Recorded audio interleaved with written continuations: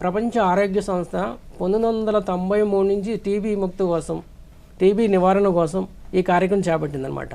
మన భారతదేశంలో చూసుకుంటే ఎన్టీఈబీ అంట, నేషనల్ టీబీ ఎరాడికేషన్ ప్రోగ్రామ్ అన్నది మనం స్టార్ట్ చేసాము. అలా అప్పుడు 2003 నుంచే స్టార్ట్ చేసాము.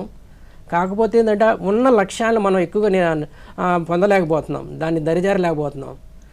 కోవిడ్ టైంలో చూసాం, కోవిడ్లో ఎంత మరణాలు జరిగినాయో దాని తర్వాత జరిగిన మరణాలు ఎక్కువగా ఈ ట్యూబర్క్లోసిస్ క్షయ వ్యాధి వల్లే ఎక్కువ జరిగినవి అనమాట. ఇవి అందులో కూడా ఈ 2 సంవత్సరాల్లో కొంచెం తగ్గినప్పటికీ కూడా ఏంటంటే 2018లో ఏదైనా శాతం ఉన్నదో అదే శాతం మరలా ఇప్పుడు 2024లో చూస్తున్నాము.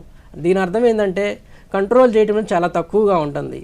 అది కాకుండా మన ప్రధానమంత్రి గౌరవనీయులు నరేంద్ర మోడీ గారు ఏం చెప్పారంటే 2025 కల్లా టీబీని మన భారతదేశం నుంచి పారదోలని ఒక డిక్లరేషన్ ఆల్రెడీ చేశారు.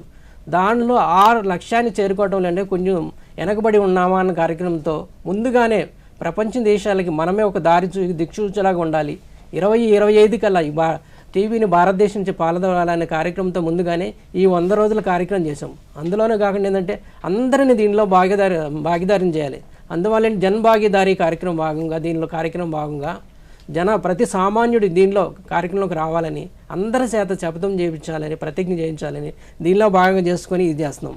23 అంటే ఇప్పుడు వరకు ఏంటంటే 23లో చూసుకుంటే 18.2 మిలియన్స్ పాపులేషను ఈ టీబీని బారిన పడ్డారు. అందులోనే ఏంటంటే భారతదేశంలో దాదాపు 26% మంది భారతదేశంలో ఉన్నారు.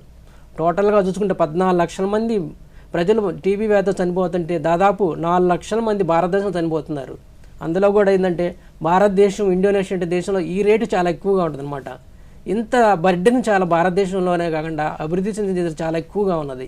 అండ్ చాలా ఫ్యామిలీ దీనివల్ల సఫర్ అవుతున్నవి. అందువల్ల దీనివల్ల ఏంటంటే ఈ 100 రోజుల కార్యక్రమంలో ముఖ్యంగా ఈ సమయంలో కార్యక్రమం చేయడం వల్ల నివారణ చేయొచ్చు అనగా భాగంతో ఈ 100 రోజుల కార్యక్రమం ప్రారంభించాను అనమాట.